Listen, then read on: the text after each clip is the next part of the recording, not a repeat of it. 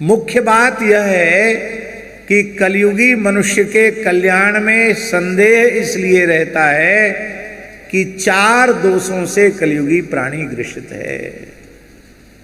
बहुत ध्यान से सुने, ये श्लोक बड़ा महत्व का श्लोक है।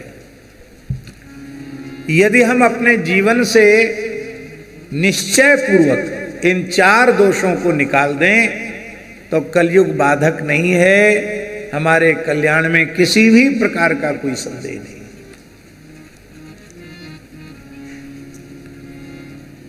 वो 4 दोष कौन कौन से हैं जिन्हें हमें अपने जीवन से निकालना चाहिए? मंदाः सुमंदमतयो मंदभाग्या युपद्रुता, ये 4 दोष। पहला दोष है मंदाः। मंदाः का अर्थ है अलसाः। पहला दोष है कलयुगी मनुष्य का, वो आलसी है।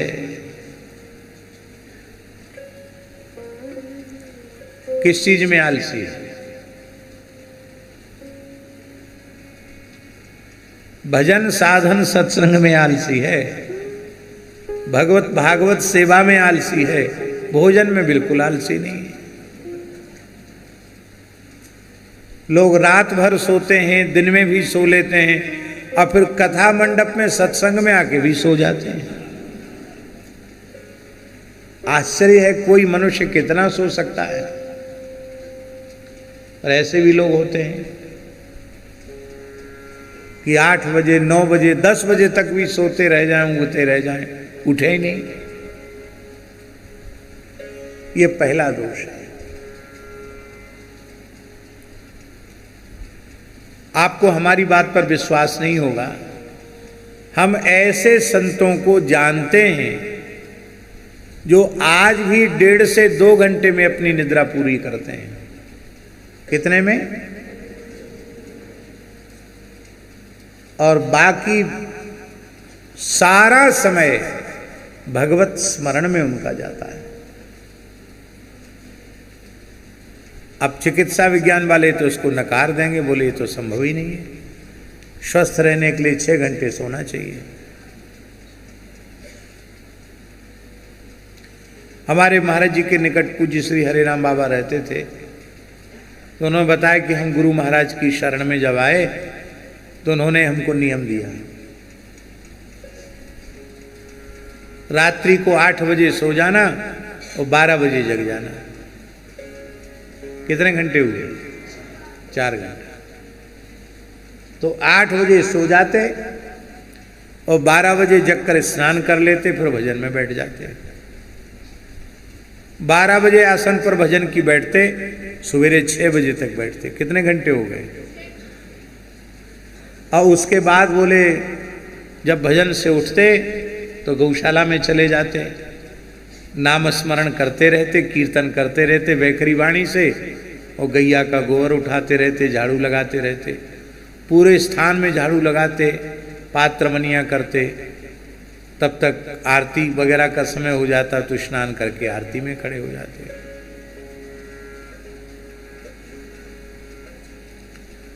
फिर पंगत वगैरह की सेवा में लग जाते जब अपने गुरु महाराज के पास रहते, और फिर पंगत फिराने के बाद, गुरु महाराज के पाने के बाद, उनकी पत्तल पर बचा हुआ प्रसाद 24 घंटे में 1 बार लेते।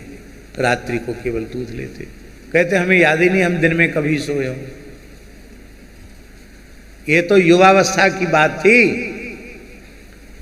और जब वो वृद्धावस्था में थे तब हमने उनको देखा 1 से 1.5 घंटे ही शयन करते थे, बस बाकी अहर्निश उनका नाम चलता था। ऐसे संत हमने देखे। जीवन में बहुत ध्यान से सुने, जीवन में सतोगुण जितना बढ़ता चला जाएगा, निद्रा तंद्रा आलस्य प्रमाद उतना शरीर से दूर उठता चला जाएगा। सात्विकता का जितना प्रकाश होगा, विकास होगा, उतना तमोगुण का ह्रास होगा।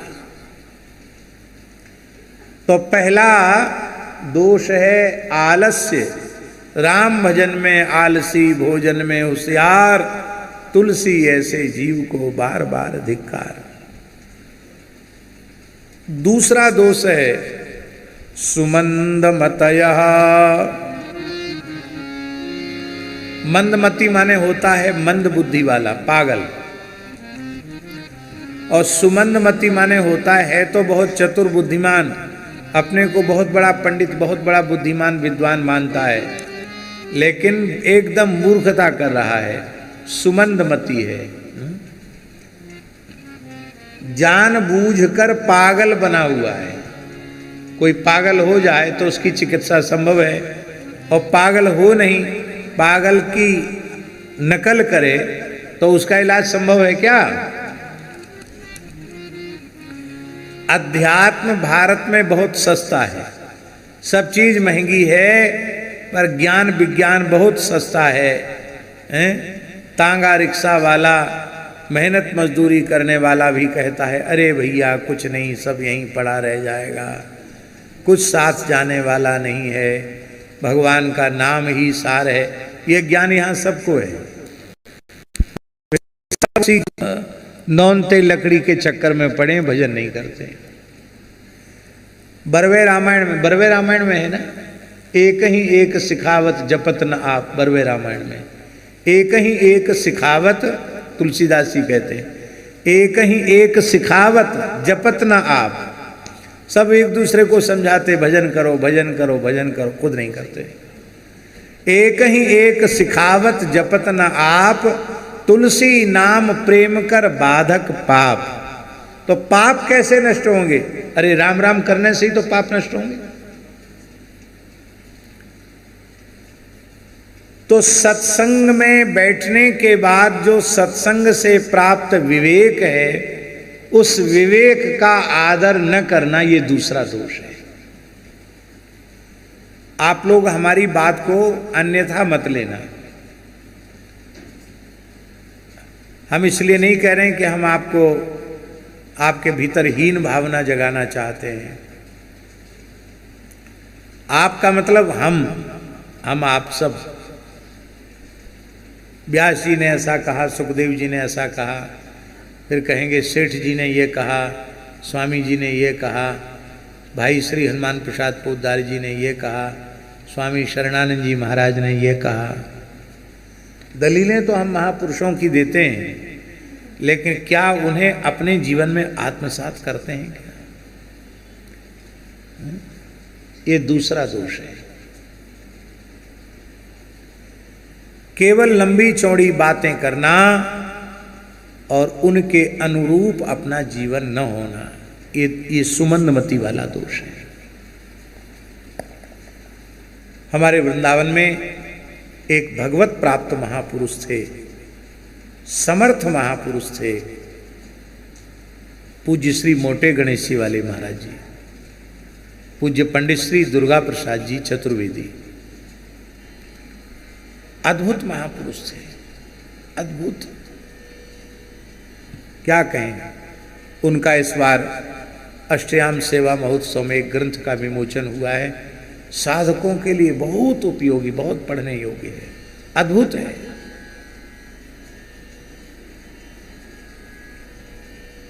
तो उनके पास कोई महात्मा जाता था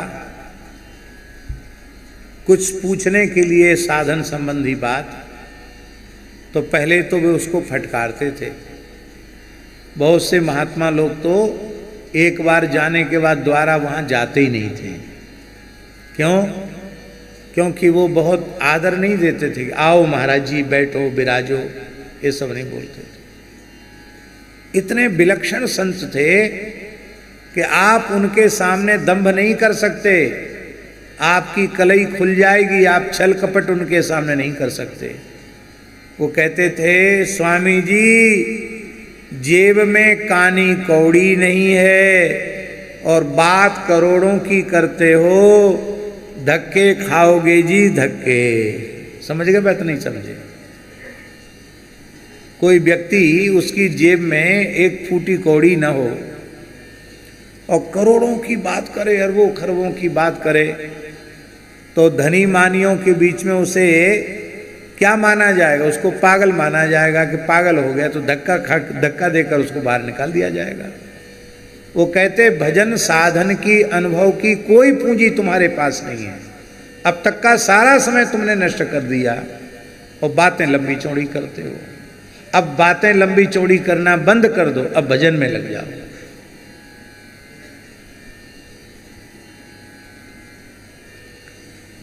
उज्जैन के एक संत थे, उनका नाम सीताराम दास जी था।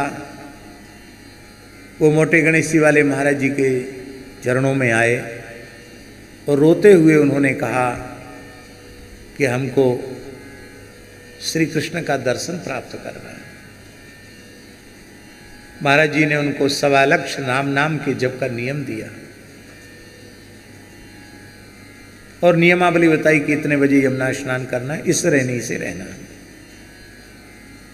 देखो महापुरुष की कृपा, इतना विलक्षण प्रेम प्रकट हो गया उनके भीतर कि वो 12-15 दिन के बाद आए तो बोले अब तो हमसे महाराज नहीं हो पा रहा है, अब साधन नहीं बनना है। क्यों? कहते हम नाम जप करते हैं तो माला रह जाती है, संख्या भूल जाती है, हमने क्या जप किया क्या नहीं किया। तो फिर उन्होंने कहा उतने कंकड़ रख दिया करो, ऐसा कुछ कहा। लेकिन अंत में उन्होंने कहा महाराज मैं हाथ खड़े कर दिए, राम राम करते ही अश्रुपात होने लग जाता है, मैं व्याकुल हो जाता हूँ, विह्वल हो जाता हूँ, सब भूल जाता है। तब उन्होंने कहा कोई बात नहीं, बैठे रहो, राम राम करते रहो, गिनती छोड़ दो। और मात्र 3रे महीने में उनको दिन के दोपहर में 12 बजे जो राधा रमन लाल जी के सामने रास मंडल है, इस पर साक्षात महाराज का दर्शन हुआ। श्री ठाकुर जी ने उनको अपने हृदय से लगाया, महाराज का दर्शन हुआ। और फिर उनकी स्थिति ऐसी हो गई कि बहुत प्रयास पूर्वक महाराज जी उनको अंतर्मुख से फिर बाहर लेकर के आए। इसके बाद वो चले गए, कृतार्थ होकर के चले गए। तो कहते थे कि तीव्र इच्छा हो तो आज भी भगवत साक्षात्कार में कोई कठिनाई नहीं है, लेकिन जीवन में सच्चाई होनी चाहिए।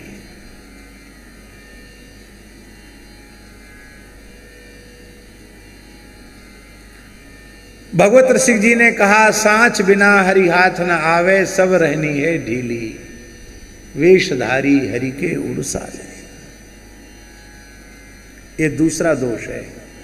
महापुरुषों के निकट रहकर सत्संग करके उनकी अच्छी वाणी को सुन के केवल याद कर लेना और दूसरों को सुनाने लग जाना, उनसे यश सम्मान बटोरने लग जाना, बाकी जीवन स्वयं वैसा जीवन न होना, ये मंदमती नाम का दूसरा दोष है। तीसरा दोष है मंदभाग्या।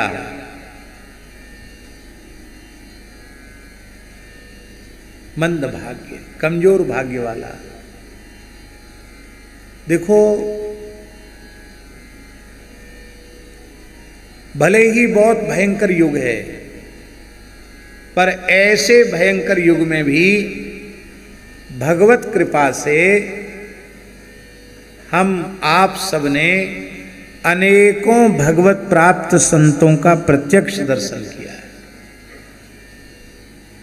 आपकी बात आप जाने, हम तो पूर्ण विश्वास पूर्वक सरल हृदय से स्वीकार करते हैं कि परम श्रद्धेय स्वामी श्री राम सुखदास जी महाराज भगवत साक्षात्कार संपन्न एक महान तत्वज्ञानी, महान अनुरागी, प्रेमी, भगवत भक्त, रसिक सिद्ध संत थे।